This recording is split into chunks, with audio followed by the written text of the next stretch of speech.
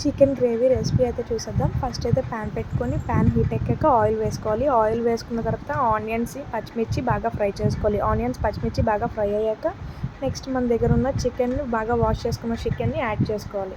Chicken, onions, పచ్చిమిర్చి బాగా కలిసేలా కలుపుకోవాలి.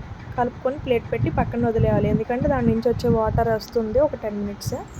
సో వాటర్ వచ్చేసిన తర్వాత మనం నెక్స్ట్ ఇంకా టమాటోస్, కట్ చేసుకున్న టమాటోస్ కూడా యాడ్ చేసుకోవాలి. టమాటోస్ని కూడా అది కూడా బాగా మగ్గేలాగా 5 మినిట్స్ వరకు వదిలేయాలి. టమాటోస్ బాగా మగ్గిన తర్వాత మనకు స్పైసీ తగ్గట్టుగా నేనైతే 2 స్పూన్స్ ఆఫ్ కారం అయితే వేసుకున్నా. కారం బాగా కలుపుకున్న తర్వాత కొంచెం వాటర్ వేసుకోవాలి.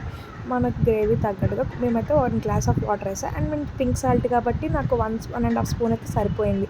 పైన కొంచెం కొత్తిమీర అనేది వేసుకుంటే టేస్ట్ అనేది చాలా బాగుంటుంది. ఇక్కడ మా హస్బెండ్ అయితే రివ్యూ ఇస్తున్నారు టేస్ట్ ఎలా ఉంది ఏంటి అని. ఇంకా మీకు మా వీడియో నచ్చినట్లయితే లైక్ చేసి, షేర్ చేసి, సబ్స్క్రైబ్ చేయండి.